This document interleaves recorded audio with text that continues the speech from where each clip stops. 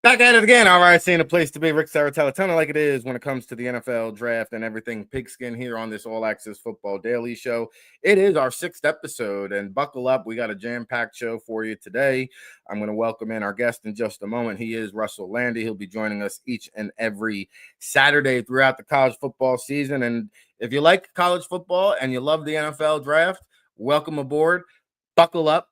It's our college football pregame show with a little bit of an NFL draft slant. We're going to bring you the marquee matchups, key prospects that you need to know. Of course, you can follow along over on the All Access Football website. We just posted the Draft Insider yesterday, highlighting that marquee matchup between number 15, Michigan, number 18, Oklahoma. It's going down tonight, 7:30 p.m. Eastern time. Over 30 prospects on the NFL radar listed up on the website. We've got verified measurements, we've got scouting reports, we've got projections, all that you could possibly want to digest and consume as we get you ready for the Saturday action. Of course, shout out to our guy Michael Imperioli tonight, Chicago show. Much love to everybody who got a VIP experience ticket courtesy of booking agent at sopranos.com. And listen, we gave away a book yesterday, Value Picks, with our good friend Neil Stratton on Friday's show. We're going to have some giveaways throughout the week, all week, coming up on the All Access Football Daily Show. We've got some great guests lined up for next week. But today, we begin with our special guest each and every Saturday. He is, of course, a longtime scout, starting out at UCLA in the college ranks, and then moved on to the LA Rams, where he served as a scout. Then the Cleveland Browns. It's 4 years with the Rams, 3 years with the Browns. Had stints in the XFL, the original XFL, and then stints in the CFL, Montreal Alouettes, the Edmonton Elks. Of course, he also teaches the Sports Management Worldwide Football GM and Scouting course, which I published today on the newsletter. You can get down on it. It's the most popular course over there at Sports Management Worldwide. It begins on Monday, I believe, so not too late to sign up for that. Of course, a former broadcast partner of CBS Sports Show, and he is now an All Access Football regular each and every Saturday. Joining us from the Orlando airport is Russ Landy. Good morning, Russ. How you doing today? I'm doing great, Rick. It's great to be here as always, chopping it up, talking ball. Yeah, man. We had the pop-up show last week. It's our first official All Access Football Daily Show this week. The college football action has been heating up, and we're going to get into today's action in just a moment. But, those of you who tuned into the All Access Football Daily Show, I previewed that James Madison Louisville game last night, and a couple guys stood out, most notably Matthew Sluka, the record-setting quarterback from Holy Cross, spent some time over at UNLV last year until that whole NIL situation. And when I went down to James Madison during my training camp visit, Russ, they said the NFL scouts were comparing Sluka to Taysom Hill, very similar measurements, 6'2", 215, 218, right where Taysom Hill was his final year of college. And so what you saw last night in that James Madison game was Sluka used in a Taysom Hill role. And it was unique because, some teams alternate quarterbacks every series. These guys were alternating every other play. And I think not only did James Madison stay in that game for the first half, but also gave the NFL scouts a sneak peek glimpse at what Matthew Sluka can do at the next level. Well, I couldn't agree more. I mean, I remember looking at Sluka a year ago based on his film at Holy Cross when he was heading to UNLV, just to get a feel for him, because I knew for the CFL, he was a guy that teams are very intrigued by because he is an athletic kid. He has a live arm. There's a little bit of accuracy questions when he was at Holy Cross, but he's improved a little bit. And I think when you look at Taysom Hill comparison makes a lot of sense, because is he a polished enough guy to really be a true NFL pocket passer? I don't think so. But is he good enough to be on a roster where he can contribute throwing the ball, running with the ball, lining up in a variety of positions? I think he's got a chance to do that. And in worst case, I think this kid has a chance to be a high-end quarterback in the CFL. So definitely a kid that not just last night did his job, but is a guy that if you're a college football fan, you should be watching them throughout the season, because the Sluka kid is a very intriguing new gen sort of prospect in that he's not tied into one position. He's sort of a do-everything athlete who happens to be a quarterback. Yeah, he's got tools. He could be a weapon. It'll be interesting to see maybe possibly a day 3 selection in the 2026 NFL draft. I think, to your point, he's going to get a chance to stick somewhere. You even saw it with the Tommy Malott kid in the Raiders camp out of Montana. He got picked up, so he's going to get a long leash and look at the NFL level. And if not, to your point, he'd be a CFL star in the making. His skill set just suits the wide open field, speed, athleticism, dual threat ability that Matthew Sluka. Also making big plays all over the field was the safety, Jacob Thomas, who I also have a day 3 grade on, and we talked about him at length. Nick DiGenario, the wide receiver at James Madison with that 4.3 speed, a lot of athleticism. I'm looking forward to that pro day. I think these guys are all going to test very well. And of course, Louisville, we talked about the wide receiver, Chris Bell, who I had a chance to look at 2 years ago in training camp. I think he could possibly be a solid mid-round selection, maybe creep up into that top 100 overall. All right, we got Russell Landy, veteran scout, Rick Saratella, breaking it down, chopping it up, the All Access Football Daily Show. And we're going to get into some marquee matchups later on in the show. We'll break down the marquee matchup here in week 2 of college football. Michigan at Oklahoma. We'll also get into the Oklahoma State at Oregon game, as well as Iowa State. But first, we begin with the Civil War, Russ. Kansas at Missouri. This one's going to happen at 3:30 p.m. Eastern time over on ESPN2. And again, we have a intriguing skill set quarterback that we'll get a look at the NFL level, maybe a look at the CFL level. But what do you got here for Kansas and Missouri? Well, firstly, I think you talk about rivalry, you talk about outstanding coaches. I mean, Lance at Kansas has really turned that program around. I mean, he has brought sort of everything he's learned at his steps, starting all the way back at Nebraska, Omaha, where I got to know him, till now. This is a guy that knows how to build the program. He knows how to get the guys to buy in. He had the Jason Bean kid at quarterback a few years back. Now he has the kid Jalen Daniels. You talk about a kid that does everything you want on the field at a college level. Tremendous rare athlete for the position. He's got a live arm. The accuracy at times is good. At times it's not so good. He makes good decisions. He doesn't force the ball. Is he good enough to play at the NFL level? I think it's a borderline thing, because I don't know if he has the passing skills to cut it. But he's going to get to a camp also because he's athletic enough. Some team may consider him at another position. 6 foot, 220, runs like the wind, tremendous athlete. He's, for the CFL, slam dunk. You put this kid in the lineup, you're talking about a kid who could be a long-time starter once he adjusts to, as we both have learned by working the CFL, it's a different game for a quarterback up there. 12 guys each side of the field, wider field, longer field. So it would take adjustment, but he's a really intriguing kid. And also they have the pass rusher, Dean Miller. You talk about a kid that isn't getting a lot of national attention. The kid is just, wherever they move him around on defense, gets to the quarterback. He's got a little bit of twitch. He knows how to defeat blockers. I think for Kansas, they're, to me, the significant favorites going into this game. Even though Missouri, I think Eli's done a great job there. They have some good players. They have the kid Zion Young, the defensive end, one of the highest rated pass rushers coming into this year for NFL teams to look at. But I just wonder, are they going to be able to do enough to shut down that multi-pronged offensive attack of Kansas? Because Kansas can beat you throwing the ball. They can beat you running the ball. They have a lot of weapons. They use them really well. And Missouri's strength, it's that D-line. It's, you have like Zion Young, you have McClendon, the defensive tackle. They're good. But I just don't know offensively if they'll be able to keep up, because Kansas is going to score some points. Yeah, this one, Missouri's favored by 5.5 here, a little bit high, over under 49.5. I could see it going over.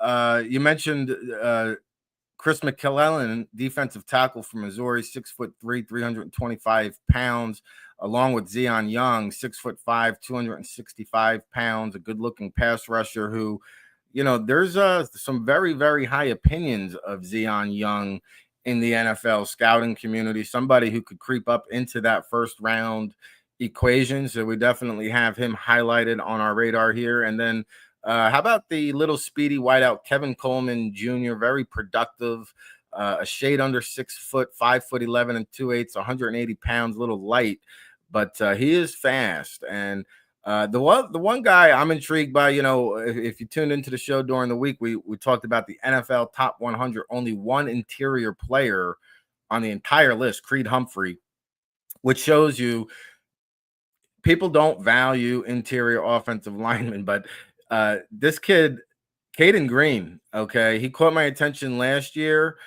He transferred over from Oklahoma, as a matter of fact, where he started at right tackle. Then last year he started at left guard. He also has experience at right guard. So you're talking about somebody who can play at least 4, maybe all 5 positions. And I think that versatility is going to lend itself in terms of his draft value. I'm looking at Caden Green as a possible day 2 selection, one of the better guards in this upcoming 2026 NFL draft. Well, I think you nail it on the head, because even if a team says, hey, we're not sure he can ever be one of our first 5 to start, on game day, NFL teams, we both know it because we've been around it so long, they're all fighting to try to only go with 7 offensive linemen active. They want to avoid 8 because they want the other positions to run down the field on special teams. So how do you do that? You have a guy like Green who has played tackle, guard, could probably line up at center. So there you have a guy that could be an emergency backup at 5 positions. All of a sudden, you don't have to keep 8. You have 7. Players like that, they may not be even one of the top 8 or 9 linemen on their own team in the NFL, but often they end up making it because they're the guy who could be the 7th, because he can be the 3rd tackle, the 4th guard, and the 3rd center on game day. And that's what you're looking for, is that versatility. So a guy like this definitely has value. Yeah, tremendous value on Caden Green. So good look there. Kansas at Missouri. Sounds like you like Kansas here, Russ. I think Missouri at home may pull it out. I think it's going to be closer than the 5.5 line indicates. And again, I could see some points on the board, especially if Kansas scores first. Missouri's trying to play catch up. You can see a little bit of that. 3:30 p.m. Eastern time, ESPN2 for the Civil War, Kansas at Missouri. All right, let's get into Iowa at Iowa State. This is always a fun one. Iowa State ranked number 16 in the nation. They're favored by 3.5. Over-under is 43.5. Noon kickoff time on Fox. And traditionally, these scores have been 13-10, 16-13. Now, in the last couple of years, Iowa and Iowa State have found an offense and are capable of putting points on the board. But I think this is going to be a slobber knocker. Again, you talk about Kirk Ferentz and Matt Campbell, 2 of the more polished and experienced coaches at the collegiate level. But Hawkeyes, Cyclones, this might be the game of the week outside of Oklahoma, Michigan. Well, in terms of rivalry, there may not be anything bigger. I mean, this is, you talk in the state of Iowa, I mean, this is all there is. These are what these kids talk about all year round. It's a great rivalry. Both these coaches preach physicality. So that's why you talk about the lower scores historically. It wouldn't shock me if this is another one where both teams are in that 15 to 16 range. But the thing that's good to me going to be so interesting is you have Anthony Becht, the former NFL tight end. His kid's the quarterback at Iowa State. He's not a high NFL prospect. I think he's a day 3 free agent type guy, but he's an athletic kid. He's got a good arm. The ball comes out quickly. I want to see a little bit more consistency from him. And then on the Iowa side, you have the Gronkowski kid. He started like 300 games at quarterback for him. So he may not be a high-end guy, but he has a lot of experience. So you're getting 2 guys with a lot of starting experience at quarterback. And I think, to me, the most interesting thing is in a game where you're talking about close score, physical offensive and defensive line play, you have Iowa center Logan Jones, tons of career starts. He may not be an elite first-round prospect, but he's one of the better interior linemen you were talking about prospects, and he's going up against Dom Arch. the big 330-pound nose tackle for Iowa State. That is going to be a battle all game, because even when Jones is not head up having to take him on one-on-one, he's going to be chipping, he's going to be sealing, dealing with that. It's going to be a great battle, because both these guys are going to get drafted, and to see that power play in the middle of the line, that could be the determining factor to whether Iowa can move the ball at all. I also don't want to overlook Dunker, the right tackle for Iowa. This guy's going into his 4th season as a starter. Not a freak of nature athlete, but a good athlete, and has, like any Iowa lineman, they're amongst the best coach in all of college football. Very good technique, knows where to be, always has his feet flat, and he's in good position, knees bent, knows exactly how to be a blocker with good technique. So I think Dunker is a guy, if you're an O-line guy that likes to watch those guys, watch him. He plays right tackle. But that interior battle between Jones and Orange, I am excited to watch that, because anytime you get an elite center going against a big, physical, tough nose tackle, that can be a great battle that determines if they can even run the ball. Yeah, that's a great matchup. In fact, Logan Jones is somebody who I thought could possibly be a first-round selection, and then he broke his right hand late in the season, his snapping hand. He'll be good to go. But, I mean, this guy is just a brute force. So you talk about somebody with 38 consecutive starts, permanent team captain, tremendous experience, top-notch lateral mobility, praised for his leadership by the coaching staff, flexibility to play all 3 interior positions, expected to test extremely well. And he has the Iowa school record, Russ, with a 695-pound squat. So you talk about lower body strength. This guy's just a beast, a huge animal at 6'3". He comes in a little under 300 pounds, but Dominique Orange, 6'2", 328. He's going to have like a 30-pound weight advantage there. Long arms, 34-inch arms, 81-inch wingspan. Of course, one of the best run-stuffing defensive tackles in the nation. And, you want to look for, Orange maybe to be a little bit more of a disruptor on the interior. But also Jeremiah Cooper from Iowa State, also somebody who could sneak into the mid-round, late-round equation. Athletic, quick-moving safety, covers immense ground, has started for parts of the past 4 seasons, just a hard-hitting safety with ball hawk instincts, and very quiet off the field, according to the staff, embraces challenges, doesn't run from his mistakes. And you mentioned Rocco Becht. I thought he's done well putting some weight on that frame. He was a couple years ago a little scrawny, 180 pounds starting freshman. He's now up to 210.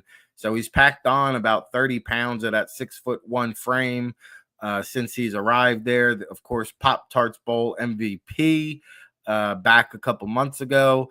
And his father, Anthony, as you alluded to, was a first-round pick for the New York Jets.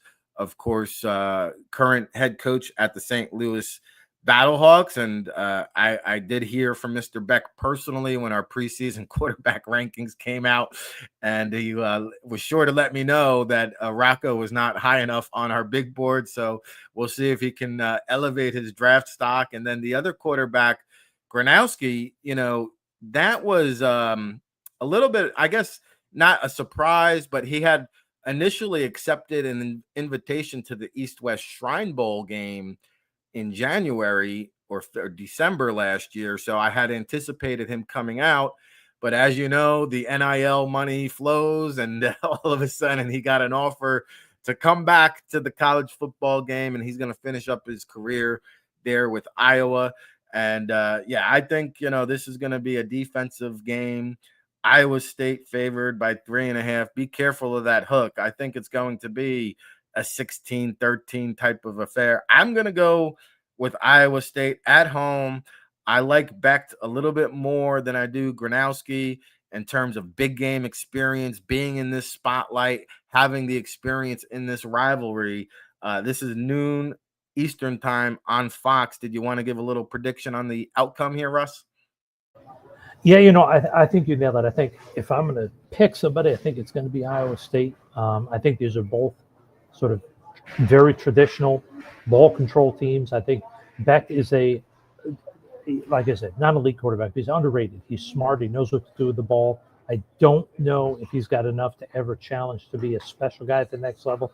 I think they'll do enough offensively to win this game, but it is going to be a close game because I do think Iowa's going to be able to run the ball. All right, so there you have it. Russell Landy, Rick Saratella, breaking it down, chopping it up. It's the All Access Football Daily Show.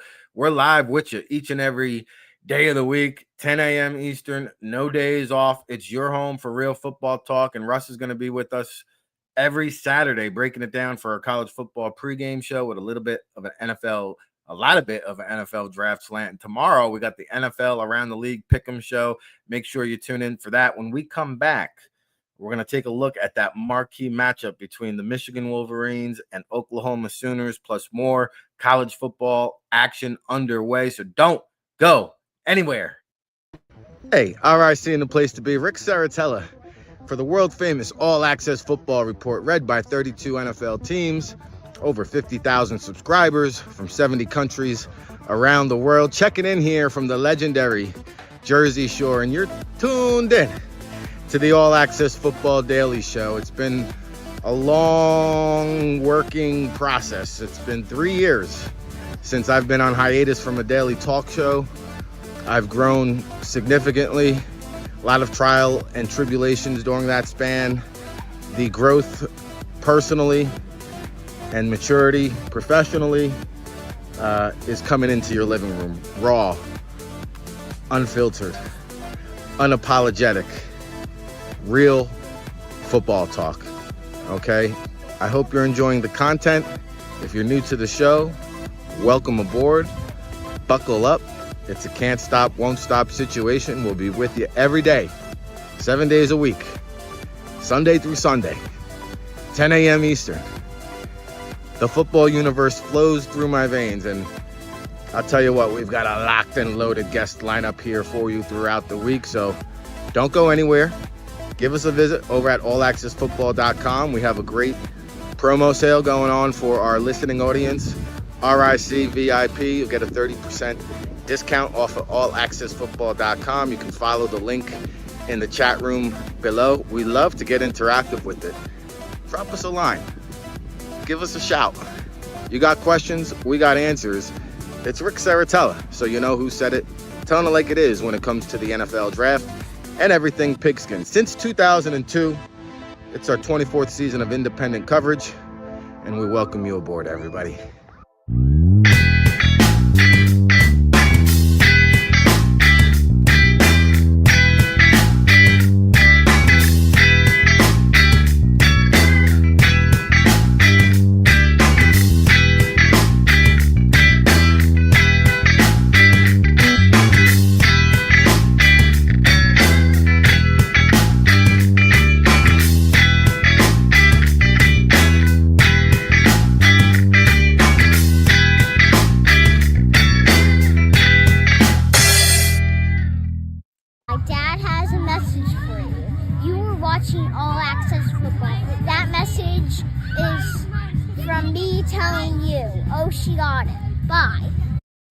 All right, back at it again. All right, seeing a place to be. Rick Saratella broadcasting live from the confines of the Jersey Shore, around the universe. It's the All Access Football Daily Show. We're coming at you live, 7 days a week, 10 a.m. Eastern. No days off at the All Access Football Daily Show. This is our 6th episode. If you count our pop-up show from last Saturday, technically it's our 7th, but we're just getting underway. If you're just tuning in, earlier in the show, we previewed the Kansas at Missouri Civil War rivalry. We also got into Iowa State, the number 16 Cyclones taking on the Hawkeyes, noon kickoff time on Fox. Okay, you can follow along. We're going to be breaking down the Oklahoma-Michigan game over at allaccessfootball.com. Our draft insider was published yesterday, and we've got over 30 prospects for this Oklahoma-Michigan matchup. Verified measurements, scouting reports, insider intel, everything you want to know, projections to get you ready for this matchup and count you down to the 2026 NFL Draft destination, Pittsburgh. And oh, by the way, there's a reminder for everybody listening. If you want to get a discount promo at the allaccessfootball.com, use our promo code RIC VIP. You'll unlock the magic 30% discount access to our Draft Insider, of course, the world famous All Access Football Report published on Wednesdays, read by all 32 NFL teams. 50,000 subscribers from over 70 countries around the world. And Monday, we'll have our Scout Notebook, the NFL Draft Bible Scouting Department, keeping tabs on the top players and prospects from all across the nation. We'll hit you with that on Monday. Of course, we got our team NFL Draft Watch reports, and we want to give Sports Management Worldwide a special shout out for sponsoring our newsletter. And of course, the Football GM and Scouting course begins this Monday, September 8th. It's the most popular course. You can still get a seat. Yours truly, Russell Landy, who'll be back joining us here in just a second, is one of the mentors for that class, along with John Wooten, a scouting pioneer. Dane Vandernat, our good friend, also involved with that. And if you want to break into the business, if you want to sharpen your scouting eye, go check it out, smww.com. Hit the courses tab, and you'll see the Football GM and Scouting course starting up very, very soon, just 2 days away, with Russell Landy, who's back checking in from the Orlando airport. Of course, we appreciate his dedication to the show. He'll be here each and every Saturday, rain, sleet, or snow. Good morning, Russ. Welcome back to the show. And hey, we were just talking Kansas, Missouri. We got into Iowa State. We are going to break down Michigan at Oklahoma. But first, let's talk about Oklahoma State at Oregon. This is an intriguing matchup. Oregon's favored heavily here, 28.5, over under 55.5 points. But there are some key prospects here that we're keeping tabs on. Oh, yeah. You know, the interesting one to me that probably isn't getting a lot of hype for Oklahoma State. I mean, Cam Smith is a corner that he may not be regarded as a guy that's going in the first 3 rounds, but he is a 6-foot-plus corner. He's a good athlete. He's got good length. NFL scouts have told me he's more of a late-round guy, but because of his height and athleticism, there's some potential there that he could climb draft boards, because teams are always, like you and I know, they're always looking for 6-foot-plus corners. There just aren't enough of humans in the world that are 6 feet that can play corner in the NFL. And it's going to be interesting because Evan Stewart is sort of the small, shifty 5'10" receiver for Oregon. It wouldn't shock me if Oklahoma State, in their effort to keep this close, says, you know what, we're just going to lock Smith on Stewart and say, follow him all over the field, because we need our best corner on their sort of little dynamic guy. And maybe that helps them from keeping the big plays off and make it more of a slower, grinding game. But at the same time, when you get into that, then you deal with the fact that Oregon's got World at left tackle, and then they got Hankey at right tackle. World is one of the top 3 or 4 tackles in the country going into this year, NFL-wise. Hankey is not as highly regarded, but he's a longtime starter. So both their tackle positions, that offensive line is going to be a bear for Oklahoma State to deal with. So even if they can slow down Stewart and say, all right, the passing game is going to kill us, they better be ready to contend with one of the better tackle tandems in the country that's going to make Oregon's offense harder to stop running the ball. Yeah, Evan Stewart, I think, would be definitely a name you need to know for the upcoming 2026 NFL draft. He will be in contention to run probably one of the fastest 40-yard dash times in Indianapolis. He is that fast. And so I think we might see him fly today against Oklahoma State. Now, you mentioned World, and he is rated very, very high, coming over from Nevada, started the last 2 years at left tackle, the previous year at right tackle, brings in 3 years of starting experience. But I always worry about these guys who are pushing 6'8".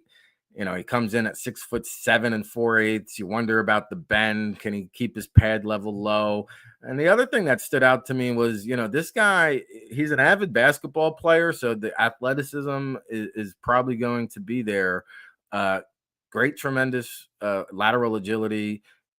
Obviously, he's got length, fluid footwork. But I think the one thing that I had an issue with was his propensity for penalties. Now, he's been flagged for 32 penalties, Russ, over the last 3 seasons there at Nevada. So I want to see him be a little bit more disciplined with the penalties, with the holding, and clean some of that up. I think that's going to be the big question mark for Isaiah World. Well, there's no doubt. And historically, when you look at guys that are long, linear guys that are over the 6'6" number playing tackle, especially guys with basketball backgrounds, there's a big tendency to reach out as opposed to bringing your feet under you and moving. So that's one of the things you would hope, obviously continue in the future, but you hope that they've worked this whole offseason on, hey, anywhere your hands go, your feet better go. If your hands are someone your feet aren't, there's a good chance you're going to be holding. We both know we've been doing forever. If you're leaning and reaching to make a block, you're not going to be successful. And those real tall linear guys, they have a tendency to lean and reach instead of wanting to bring their feet with them. So yeah, you make a great point about World is one of those guys that probably right now is a better tools prospect than he is an actual prospect when you grade him out on film, because he does frustrate you at times. That there are times he gets beat by guys that will probably never even play a day in the NFL, because he is a guy that doesn't fundamentally use his size to his advantage. That's something you hope this year at Oregon they can improve. And then in the NFL, he's going to get an opportunity because he is so long and athletic. Can they train him to use his size to play, to be the player he has the ability to be? Yeah, and to his credit, despite all the penalties, he does not give up very many sacks. So, he does do the job, but we want to see if there's any laundry littered on the field today in that Oregon-Oklahoma State game. Now, a couple other guys I want to mention: Matayo Ugalele, the edge rusher, 6'4", 270 pounds. I think he had about 10.5 sacks a year ago, double-digit sack returner for the Ducks. Dylan Thieneman, the safety, at 6 foot 207, should test in the 4.4 range. He just makes plays all over the field. He's a tackle machine. He's somebody who I think is in the top 50 equation. Will he rise up into that first round equation? We shall see as the season wears on. Dante Moore is an intriguing quarterback. He's only a junior, so a couple years until he comes out for the draft, but we're going to watch his development at 6'2" and 6'8", 210 pounds. And a couple other guys I want to mention actually in the trenches. We talked about Isaiah World. Well, what about Emmanuel Pregnon? To me, he might be the best guard prospect in the country. He's a former tackle, I believe, who transferred from USC. Great size at 6'5", 320 pounds, that Emmanuel Pregnon. And he's been praised for his smarts, his versatility, high football IQ.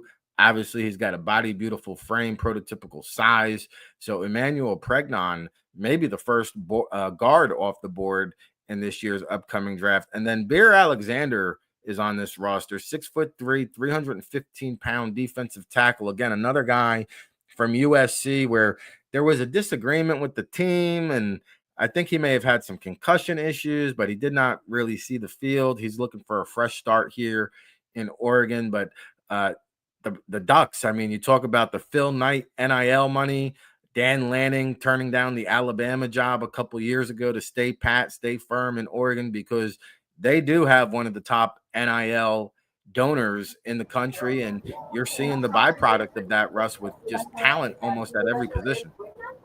Well, not only NIL money, it says a lot about Lanning that he's one of those guys who doesn't always think the grass is always greener, right? He understands, yes, Alabama is a legendary name, understandably. It's sort of like UCLA in basketball for many, many years. But I think he realizes, hey, he stays at Oregon.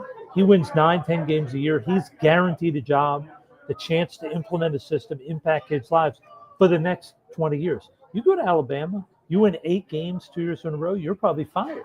So it's a smart move. I think Alabama eventually will get more in and figure out the NIL game. But right now, Oregon's one of the leaders of the pack because they have so much money coming from that Phil Knight Nike group that it makes it a lot easier for them to get down this road. So yeah, Lanning, very smart decision. And the guy's a great coach. The guy knows how to win, knows how to recruit. And I think one of the things that's been most impressive about him is they have a history of bringing in kids, even before NIL really hit, that maybe didn't work out in other places and turn them into players. And that's why this Dante Moore is so intriguing. Number 1 kid in the whole country coming out of high school. Initially said Oregon, then he went UCLA. Then a year later, he transferred back to Oregon. They're working with this kid, very talented kid athletically, live arm, hasn't put it all together yet, but the coaching staff there has done a great job of developing guys that maybe hadn't hit their potential at other places. Yeah, and they've done a great job developing the quarterbacks, because Bo Nix would be one of those guys everybody in the scouting community was ready to discard Bo Nix after that roller coaster ride at Auburn. He goes to Oregon, founds newfound life, and same thing with Dylan Gabriel. I mean, I felt like that really enhanced his draft stock spending that year at Oregon. Now they got Moore, who looks like they'll get probably 2 years out of, and we'll see where his draft stock lands when he does declare for the NFL draft. All right. We've been breaking it down and chopping it up. Russell Landy here with us each and every Saturday, our college football draft preview show. And we've been breaking down Kansas at Mizzou, Iowa State. We just talked Oklahoma State and Oregon. But the marquee matchup that we've been waiting all week for, Michigan, number 15th in the country. Oregon, by the way, number 6th. And the Michigan Wolverines are number 15 versus number 18 Oklahoma. Russ, this is the only matchup on the docket featuring 2 ranked opponents. It's going to all go down 7:30 p.m. Eastern tonight on ESPN. Oklahoma here is the favorite by 5.5, over under 43.5, which tells you they're expecting a defensive type of game. We all know Michigan likes to pound the rock. Justice Haynes, very good looking running back. 159 rushing yards, 3 touchdowns last week against the Nevada Wolfpack. But this Oklahoma defense is built a little bit differently. And oh, by the way, the Sooners got some offense now. They can score if everything is clicking. How do you see it? Who are some guys that you want to highlight? Well, firstly, I think it's going to be a really intriguing game to watch, especially when Oklahoma has the ball. Because to me, what's so intriguing, you have Washington State transfer John Mateer. You see him last week against Northern Illinois. Or Illinois State, I should say, and he wasn't great, but every series he got better and better. You could see he got more comfortable. He was making plays with his feet, which was one of the big things he did out Washington State, running with the ball. But he also made some accurate throws. He was good in terms of making decisions, and they have some talented players. They have the running back, Ott, the Cal transfer, Deion Burke, so they can do things offensively. They can score points. Once they figured it out versus Illinois State, the first 3 or 4 series, they had 3 straight 3-and-outs. But after that, they started moving the ball. They were going up and down the field. Well, Illinois State's good. They have some good players. But now they're going against Michigan. You've got Jair Hill, one of the best corners in the country. You have 2 elite pass rushers when you have Derek Moore and Jay Sean Brom. And then you have 2 defensive tackles. So you have 4 D linemen who are all likely guys that have a chance of being drafted in the first 3 rounds. This is going to be a challenge for that Oklahoma for their offensive line to keep Mateer upright, give him time to throw. I think it's going to be a great. That's where I'm excited to watch the game. Is when Oklahoma has the ball, when Michigan's on defense. I think that will be what decides the game. I think Michigan's going to score.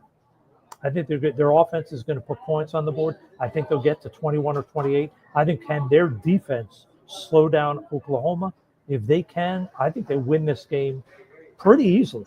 That's going to be the big question. If that 4-man defensive line can really step up and control Oklahoma's offensive line, I think Michigan's got a good chance to win this game going away. Interesting. Well, it's going to come down to the defense because I don't think Michigan will be able to keep up on the scoreboard should Oklahoma get out in front. Yeah, they're not scoring 35 or 40. Yeah, there's no doubt. Yeah. It's going to be a 20s game at the best. Yeah, Michigan is not really built to put a lot of points on the board against high-quality opponents, in my humble opinion. You mentioned John Mateer, who I believe this is going to be a statement game for him because, let's be honest, he never faced the likes of a Michigan at Washington State. This is going to be by far the most difficult challenge for Mateer on the field. Now, he did run into a little bit of a situation off the field back in August. His name came up in these gambling allegations. Somebody took screenshots of his Venmo account for gambling purposes. And as you know, Russ, NFL decision makers are going to do their due diligence when it comes to draft time and what all went down with that situation. But you talk about the athleticism, the ability to improvise, extend plays on the move. You saw him have that 7-yard touchdown scamper a week ago. I think Mateer is like a point guard. He's going to be a creator. He's going to look for his target, Deion Burks. Okay, Burks now has got a personal vendetta in this matchup from what I was reading. He actually grew up right in between Ann Arbor and Detroit. He grew up dreaming about playing for the Wolverines, said that was his first choice, However, Russ, he was never offered a scholarship. And so he said this game is personal. He's looking to prove them wrong on their decisions. So you talk about offensive playmakers, Jaden Ott, you mentioned him. I had this guy pegged for the first round 2 years ago after a sensational sophomore season in which he was putting on Barry Sanders-esque type of moves in the open field. I mean, it was unbelievable what Jaden Ott was doing there at California in that Pac-12 after dark, the last that we know of the strong Pac-12 there in the final year. But then he ran into some injuries, struggled for the past 2 years, and then last week just 3 carries all game long. So you wonder if they're going to really let him be a full go. Otherwise, NFL scouts are going to begin questioning whether or not this guy is durable, whether he can hold up and sustain at the next level. 1,300 rushing yards and 14 touchdowns 2 years ago. It seems ancient history, right? It's what have you done for me lately? It's what have you done, but and I think it's important to remember what he has physically is there. We know based on what he did at Cal, physically he can play in the NFL. Can his body hold up? And I think you and I have talked about it a lot is the advent of analytics. Some hate it, some love it. But one of the most intriguing things about the advent and the use of analytics in the scouting process is when I first got into business, all the old-time scouts used to always jokingly tell me they'd always have the old quote of, well, if he was hurt in college, he'll be hurt in the pros. And then you have all the analytics people say, oh, well, all this. But now the analytics has proven that a million times over, which is if you were hurt in college, you're going to be hurt in the pros. Now, are there exceptions? 100% there always are. And hopefully he will be because his talent, you mentioned the Barry Sanders type thing. I mean, this is a kid stops on a dime, natural vision. He can make guys miss. He's got a burst. Can he do that enough to stay healthy? He reminds me also a little bit of a guy that's never really established himself, but now he's got to be on year 7 or 8 in the NFL. A little bit of that Amir Abdullah kid. When he came out of Nebraska, a little bit of shake and bake, a little bit of I can do a lot of stuff. But Amir's been a guy that struggled to really find himself a home as more than a sort of a third back here and there, which, hey, there's nothing wrong with that. It's a nice career, $1 million a year to be your third running back. But I'm just saying there's something there between Amir Abdullah and Barry Sanders. This kid's got something in that mixture that he does. He's got some pro talent that I want to look at. There's something there. And Mateer, and I hate to be that, I don't like comps because comps sometimes you over compare them. But when I watch Mateer play and I see his competitiveness, I see his ability to make plays on the move, I see his guts. There's a little bit of Baker Mayfield in it. Now, I don't want to overhype it because Baker is one of the most accurate throwers I've ever graded in college. This kid is not at that level. But in terms of the athletic ability, his sort of toughness, that sort of swagger, there's something there. And I think this Michigan game, you mentioned it, great D-line, elite corner he's going against. Let's see how he steps up. Is he going to be able to step up and show them I'm an elite guy? Or is this going to be the game where they realize he's just not a good enough quarterback? Yeah, I think it is a really big game for Mateer, who is really hovering, when you look at our big board anyway, he's really hovering. I got him right outside our top 10 quarterbacks, but he could break into the top 10 maybe with a big performance today and throughout the season. One thing, Russ Landy, Rick Saratella breaking it down, chopping it up, Michigan at Oklahoma, 7:30 p.m. Eastern. One thing I like about this game, Russ, is we're going to see some fullbacks, and these two teams are employing players in the backfield. And Max Bredesen, you might remember Ben Bredesen, from Oklahoma, and now with the Tampa Bay Buccaneers. Or I'm sorry, Ben Bredesen was with Michigan, and now with the Tampa Bay Buccaneers. He's got a little brother there, Max Bredesen, who is one of the best fullback prospects. You don't hear too much about that anymore in the draft chatter, but Max Bredesen definitely on the NFL radar, as is Jaron Kanak, who I've been learning more about this week out of Oklahoma, a converted linebacker, Russ. He's emerged as a tight end. They line him up as fullback. He's about 6'1", 230 pounds, but an emerging player to keep an eye on, Jaron Kanak. And then we talk about NFL bloodlines with Max Bredesen. That's going to bode very well for him. I think one of the better blockers in this year's draft is Bredesen. And especially when you consider, I think if we go back 7 years ago, there were two teams that even had a fullback on the roster, and things have started to change a little bit. Teams are, and they're not all classifying him as just a fullback. Now teams are saying he's an H, he's a tight end, but they're using him to make some wham blocks, do some lead blocking, because I think teams are saying, yeah, we would love to throw the ball, but we have to have the ability to run it a little bit. And if our O-line is not great, we need that extra blocker. So, yeah, both these kids, the Bredesen guy's an interesting kid because you know he's going to know what it takes to be a pro. His brother has probably trained him on, hey, here's what you have to do to prep. Here's things you have to do in the weight room. He's as sort of polished as you're going to get coming in the league because of being coached up. And the other kid sort of comes from the historical thing of how many NFL teams found fullbacks by converting linebackers 20 years ago. They would take a kid that was just on the fringe of linebacker, put him at fullback because not only could he be a hitter, but in a game, if you have an emergency, a linebacker, he can jump back over and fill for 10 or 15 snaps. So that was a thing that used to be used for many years. I'll bet you this kid is as tough, as hard-nosed as they come. Be a guy that you'd love to have running down on teams. So, yeah, it'll be interesting to watch these two fullbacks, how they're used and what they show us on Saturday in this big game. And we talk about Michigan loving to pound the rock. Look out for Bredesen as that lead blocker for Justice Haynes. They're both compact frames. Bredesen 6'1", 246, big-bodied fullback, and then you got Haynes, who only comes in at 5'9" and 6/8 inches, but he's got 210 pounds of muscle, 4.4 speed. That's a dynamite backfield there for the Michigan Wolverines. Of course, they got the freshman sensation, Bryce Underwood, very raw passer, has drawn some Cam Newton comparisons early on. I actually thought Lenoris Sellers looked like Cam Newton there last week running through the Virginia Tech defense. But sticking to Michigan, some guys that we should mention, Rod Moore, the safety, pretty heavily on the NFL radar. How about Dominic Zavada, the kicker? 4 for 4 last week, Ross. He is one of those potential draftable kickers in the college football landscape. And again, we've got over 30 prospects listed over at allaccessfootball.com. You can log on, gain access, verified measurements, scouting reports, insider intel. A couple other guys, you mentioned the Michigan pass rushers. How about R. Mason Thomas? Our guy Jim Nagy has been piling a lot of praise on him. I worry about the length a little bit at 6'1", 5/8 inches, only 31-inch and 6/8 inches arms. You wonder where a guy like R. Mason Thomas might fit at the next level.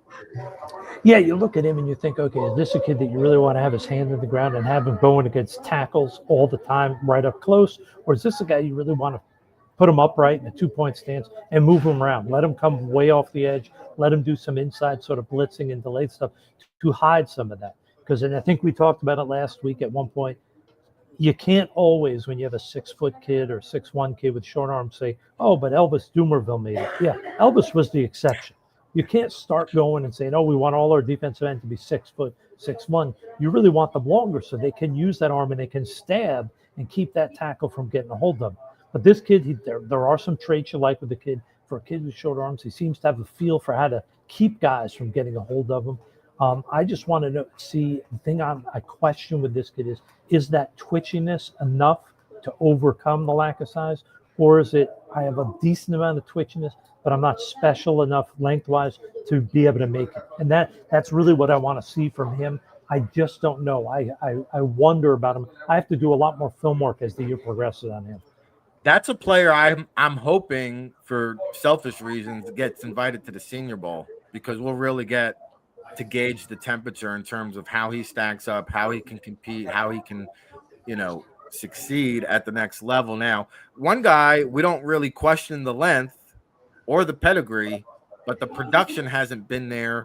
And a good friend of the show, Marvin Jones Sr., he's got a son there, Marvin Jones Jr. He began at Florida State, didn't really pan out. 6'4", 260 pounds, 33-inch arms. So the measurables are there. I think he was a 4 or 5-star recruit. We all know his dad was inducted into the Florida State Hall of Fame, first-round pick by the New York Jets. What's your forecast for Marvin Jones Jr.? I have him as a high-priority free agent grade right now, but there could be some love for this young man.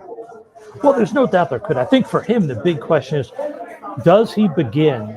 He's not going to go from a tools player this year, with no production, to a dominant guy that we see in the top round or two. Like, can he go from this guy who we wonder about to a guy who at least shows us, hey, I've improved. I've improved my technique. I've become more consistent. I've become better at understanding what's going on around me, to where teams say, okay, the light may be going on. He's worth the draft pick. He's worth investing the time to try to develop. Or is he just a specimen that really hasn't shown it on the field? And if that's the case, he's probably a guy that's going to go undrafted. So this year will be a big proving point for him to show where that development, if there's development enough for a team that really rolled the dice on that pure talent. A lot of interesting storylines in this one. As I alluded to, over 30 prospects on the NFL radar. We've got them all listed over on the website, allaccessfootball.com. Use our promo code RICVIP to get a 30% discount. All right. Anybody else you want to talk about, Russ, before we make a prediction here? It sounds like you like Michigan in this game. I do. I think it's going to be a closer game than I think people are expecting. I don't think it's going to be a super high scoring game because I think Michigan's defense is going to make it very tough on Oklahoma. But I do think Mateer is going to make a few plays that keep him from being a guy who say, he's just not good enough. I think he's going to do enough to stay on the radar as a guy in that, say, 8 to 15 range as a quarterback prospect. Yeah, I think my big concern here, and I do agree with you. I think Michigan can pull out the upset. I'm gonna go on board with you here. I do think it'll be a close game, maybe come down to a field goal. I think what concerns me, or the reason why Michigan won't win, would be because of that freshman quarterback. Just the inexperience. If he's forced to be in a big spot down the stretch, and that suddenly they got to pass the ball, that's where turnovers could happen. That's where Oklahoma might have a slight edge. But you know what? I think this Michigan team looks rejuvenated, and a win here against a ranked Oklahoma team, I think will put them back in contention and get them back into the playoff football hunt contention and try to possibly repeat from what they did 2 years ago and compete for a national championship. Yeah, I think there's no doubt. I think you make a great point, which is if Michigan keeps it close, then the freshman quarterback Underwood, you're not putting it all in his hands. If they fall behind and they're chasing all game, that's where you got to wonder, okay, that's where that like we talked about, Oklahoma's offense, Michigan defense, the first half of the game, that will be what decides it, because Oklahoma doesn't even have to blow them out. If they just get up by 9 or 10 points in the first half, it's going to be hard for Michigan to chase that with a freshman quarterback who's still developing as a passer. Whereas if it's a game within 3 points either way, then it's a lot easier for that kid to not have to have all the weight on his shoulders and have to make tons of plays with his arm. Number 15, Michigan. Number 18, Oklahoma. It's going down 7:30 p.m. Eastern time over on ESPN. We're going to be locked and glued to the tube while Russ is in the air, flying back from Orlando to Chicago. And Russ, I did peek ahead next week. We've got some SEC showdown, throwdown extravaganzas. I believe Tennessee and Georgia will be matching up. Ooh. Always a good game, as well as Texas A&M will be facing Notre Dame. So that'll be that's a great one that we'll be breaking down next week as well. This has been the All Access Football Daily Show. Russ, any parting shots for the people on the way out the door? No, just remember, because Rick doesn't like to say it a lot, but Rick calls it the Draft Bible. Just remember, it's the only Bible that really matters. Yes, that is true. Russell Landy, telling it like it is when it comes to the NFL draft. Since 2002, it's what we do, and we'll be back tomorrow morning for our NFL kickoff show. We'll be back next Saturday for our college football pregame show with an NFL draft slant.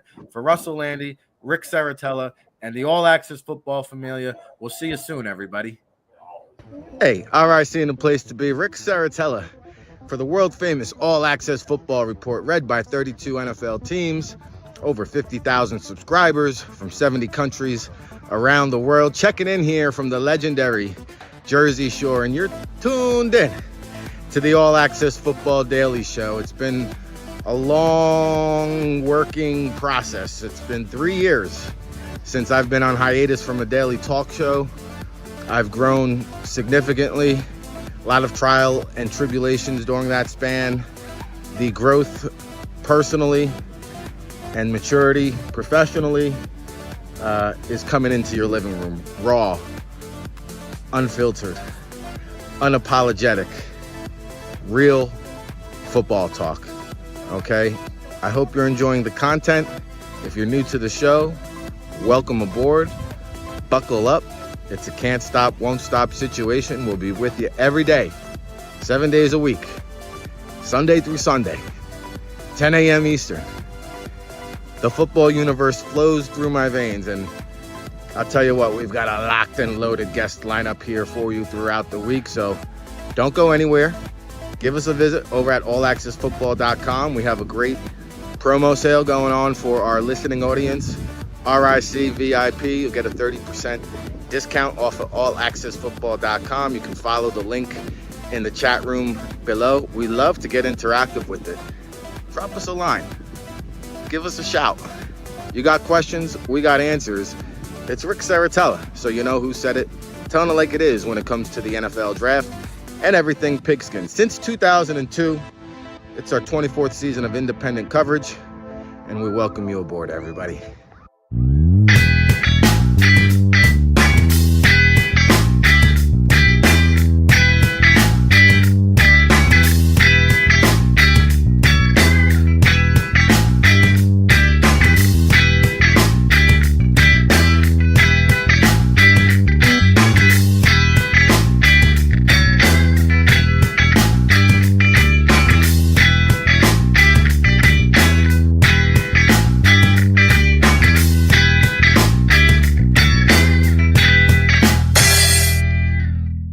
My dad has a message for you. You were watching All Access Football. That message is from me telling you. Oh, she got it. Bye.